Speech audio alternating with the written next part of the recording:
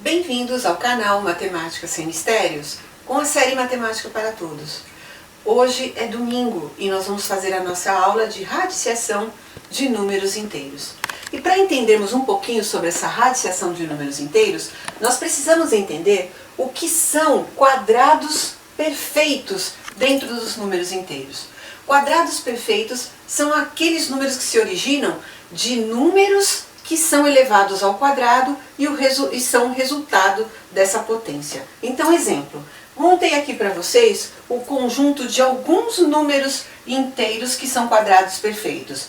0, 1, 4, 9, 16, 25, 36, assim sucessivamente até o infinito. E da onde se originam esses números? Como eu disse, de potências quadradas. Então, pensando no número 0, 0 ao quadrado, 0. Pensando no número 1, 1 ao quadrado é 1. Por quê? 1 vezes 1 é 1.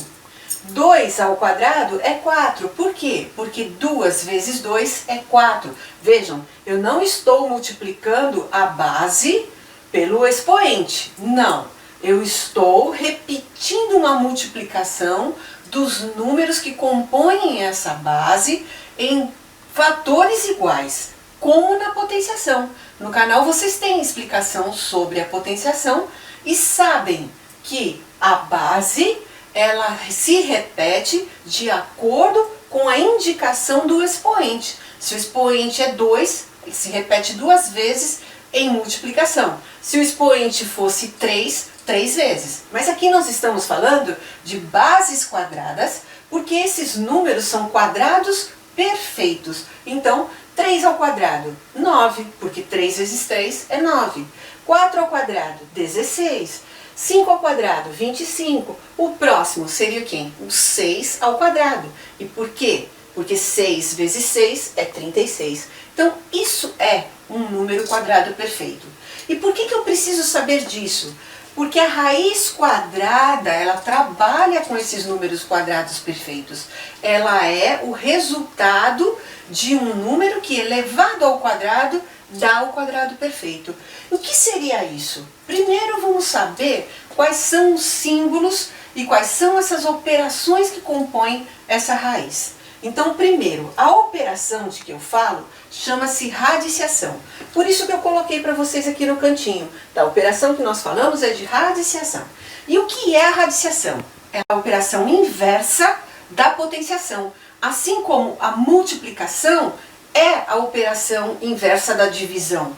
Como a divisão é a inversa da multiplicação. É assim que nós trabalhamos. Por isso que nos passos que nós fomos dando, nós fomos colocando a primeira operação, que foi a adição, com a sua inversa, a subtração. Depois, a multiplicação, com a sua inversa, a divisão. Agora foi a potenciação, com a sua inversa, que é a radiciação. E quais são os elementos que compõem a radiciação? Seria o índice, que é o número que vai aqui ao lado desse símbolo, que é o radical. E esse número pode ser 2, 3, 4, 5. Para nós hoje na nossa aula vai ser o 2, porque nós estamos falando de raiz quadrada. Então, nós vamos ler aqui como raiz quadrada. E um outro detalhe, quando a gente fala em raiz quadrada, esse número 2 nem aparece. Convencionou-se apenas colocar o radical. Como aqui no exemplo, ó, não tem nada, é 2. É a raiz quadrada de 25. Esse A, que é o número que está dentro aqui, a gente chama de radicando, ou seja, é o quadrado perfeito que a gente tem e que nós vamos descobrir quem é o número que gerou esse quadrado perfeito. E o resultado, ou a raiz, que é o valor que a gente obtém do número que vai gerar esse número aqui dentro da raiz. O que eu estou querendo dizer? Por exemplo, raiz quadrada de 25, quem é? É 5. Por quê? Porque 5 elevado ao quadrado é 25. Daí é a ideia do quadrado perfeito. Ou seja, 25 é o quadrado perfeito de 5 ao quadrado. Raiz quadrada de 16 é 4. Por quê? Porque 4 ao quadrado é 16. É dessa forma que a gente resolve uma raiz quadrada. Para isso precisa conhecer a tabuada. Tá aí a base de tudo, que é a multiplicação. É por isso que quando eu dei multiplicação para vocês, e aí eu fui falar da divisão, eu disse assim, nem sempre a gente pode entender que a divisão é uma operação que a gente está realizando como divisão. Porque na verdade nós não estamos dividindo, nós estamos vendo um número que multiplicado pelo número divisor, ou seja, aquele que divide, vai dar o resultado do número que está sendo dividido. Então, se eu estou pensando numa operação inversa, ou seja, numa multiplicação, na verdade a gente não está nem realizando essa divisão. Nós estamos separando em partes, mas pensando em multiplicar essas partes em outras partes iguais. E aí está a questão da radiciação. Nós não estamos resolvendo raízes, nós estamos resolvendo o quê? Potências. Por isso que elas são operações inversas, ok? Vamos fazer uma análise de como se comporta quando os números são negativos, porque nós estamos falando de números inteiros. Então também tem que valer isso para número negativo. Mas será que eu posso ter um número negativo aqui dentro? Existe um número que elevado ao quadrado dê um número negativo? Vamos ver isso. Radicais negativos. Então, será que existe um número que eu obtenho, eu levo ele ao quadrado e obtenho um número negativo aqui dentro? Bom, primeiro vamos ver aqui como trabalhar menos raiz quadrada de 25, ou seja, esse número é positivo e não negativo. Então, neste caso, a raiz existe. Por quê? Porque esse menos está fora do radical. E eu vou pensar num número que elevado ao quadrado dê 25, que é o 5. Aí você vai dizer para mim, mas por que deu menos 5? Porque a raiz inteira é negativa. Ou seja, eu estou trabalhando o oposto do resultado que eu obtenho aqui. E esse número é positivo, o oposto dele é um número negativo. Então é menos 5. Vamos ver outro exemplo parecido. Menos a raiz quadrada de 16. Raiz quadrada de 16 é 4. E o oposto desse 4 é menos 4. Por isso, neste caso existe. O que não vai existir então?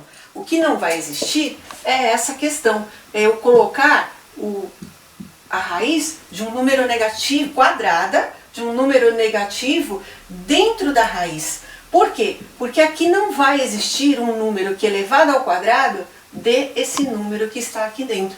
Não tem como. Se eu posso colocar mais 5, 5 ao quadrado é 25, não é menos 25. E eu posso colocar o menos 5 ao quadrado, que menos 5 ao quadrado é 25. Não vai dar o menos 25.